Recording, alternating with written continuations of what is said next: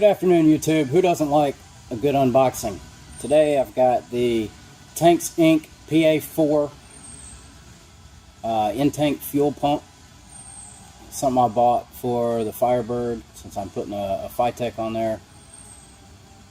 It's basically the equivalent pump size and everything of what their kit includes. Not the command center, but the inline kit. But I wanted to go in tank because it's cooler and quieter.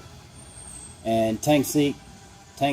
makes this retrofit kit to put it into older gas tanks.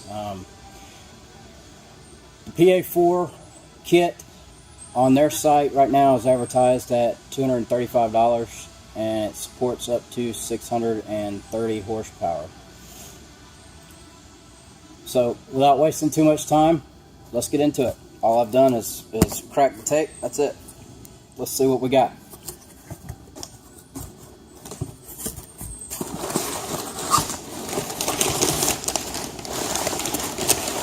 About 6 feet of paper.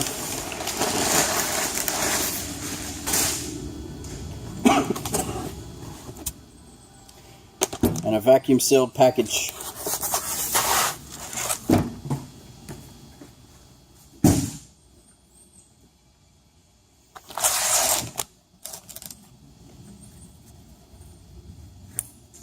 Well, let's break the plastic.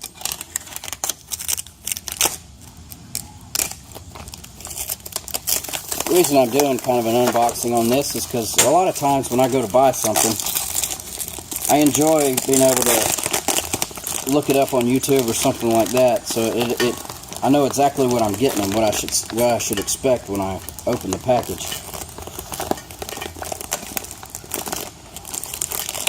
Oh, this vacuum seal is kind of weird.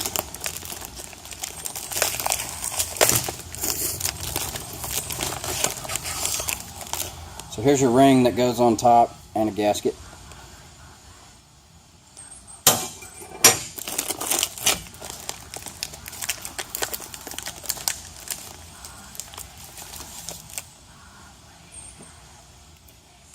There's actually a tube with some zip ties in it. That's some weird looking zip ties. I've never seen any like that. These actually lay down flat. That's kind of neat. I'll have to look see if I can find some of those somewhere else. So it's got 2 smaller ones and 1 bigger one. I'm sure the instructions will tell us what goes where.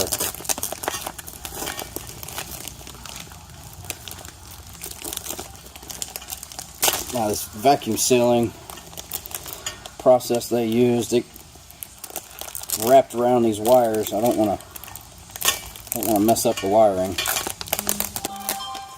especially before I even get it out of the box.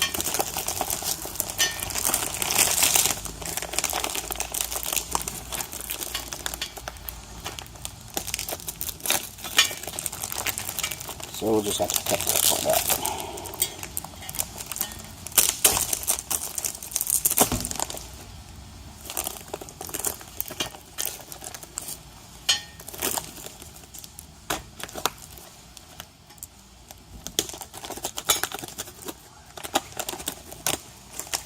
Give me just a minute. When I get this out, we'll come back. Alright, I'm not impressed with the heat vacuum sealing. I really didn't want to cut into this wire, so I had to be very careful since this is actually going in the gas tank. So here's your actual bracket that mounts to the tank. If you look here on top, it says it's got a logo, Tanks Inc. It's got the positive and negative, which are just, they even come with the little crimp-on connectors. So that's kind of nice. Let's see what else. It's got a regular washer and a lock washer on the ground. And then since the positive is isolated from grounding to the metal, it's got a plastic sleeve with a washer, a nut, another washer. No, it's got a, since the positive is isolated, it's got a plastic bushing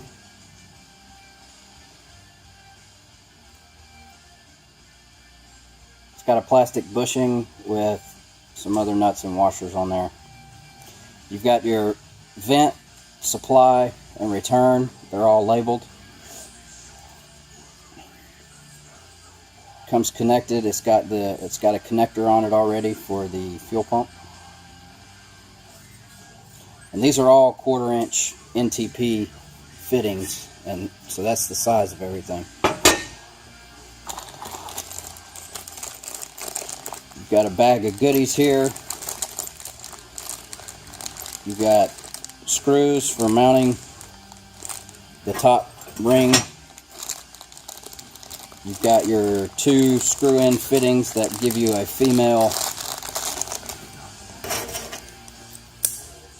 AN out, so you can connect to your fuel lines. So that would screw in like that, and then you use a male fitting to connect to your lines. I'm assuming the manual will tell us about that. And in here, what else do I see? A couple hose clamps. There's some shorter screws. These screws here, they actually have a little rubber O-ring on them, and they look like cheap self-tappers. And there's a couple long ones, so you got some different sizes in here.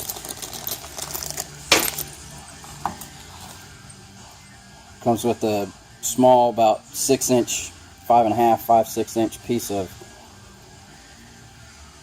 looks like braided fuel line, about 1/4 inch. And here we've got a sleeve for the fuel pump. And this is a Walbro 255 liter per hour pump. It's apparently very popular. So you've got your connections right there that will connect right into there. Little plastic cap where you would put the sock on. Comes with a new sock and everything. Looks like it just presses on and it stays on there. And it's got some little plastic X-shaped piece down here to keep it flat. Now this, we'll go back to this in a second. This is just a baffle. Since they retrofit these in the older gas tanks, they're not baffled. So to help with fuel starvation and stuff like that, you've got this little baffle that you install. Now, if you look on here, it actually says it's a Walbro genuine pump. F200000311. It's also got 17216-1, made in USA. So there's your outlet. Cool. So this little kit will mount in any older gas tank. Some modification may be necessary, depending if you have a flat spot on top of your tank that you can drill out or not. I think it's 4.5 inch hole that you need. I don't have a 4.5 inch hole saw. That would make life easy. The minimum depth that you can use this setup is 6 inches, and the maximum would be 10.5. So if you've got a tank in your hole in your tank and your bottom of your tank, if you measure it with a tape measure and it's in that range, then these will fit. Additionally to this kit, I also got this vent valve mount. It's basically a rollover vent valve. So what it'll do, on where it's marked vent, this will screw down in there, and it's got a it's basically like a check valve, but I was looking in it, and it's got what appears to be some kind of plastic or something.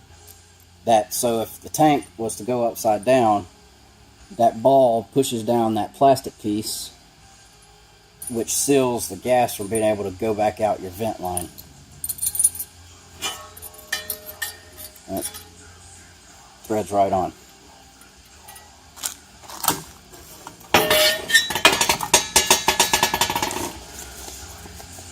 So let's check out the instructions. Comes with a 3-page instruction sheet. Tells you what everything is. You got your mounting plate, your gasket. You use this for your supply and return. So you have to cut a little bit off to get to your supply. That's fine. And it actually tells you where you do your wire ties. You got a small one, a large one, and then that's pretty much it. It tells you, it says use pipe tape. I didn't look at these directions beforehand, but it basically tells you how to install it, installation instructions.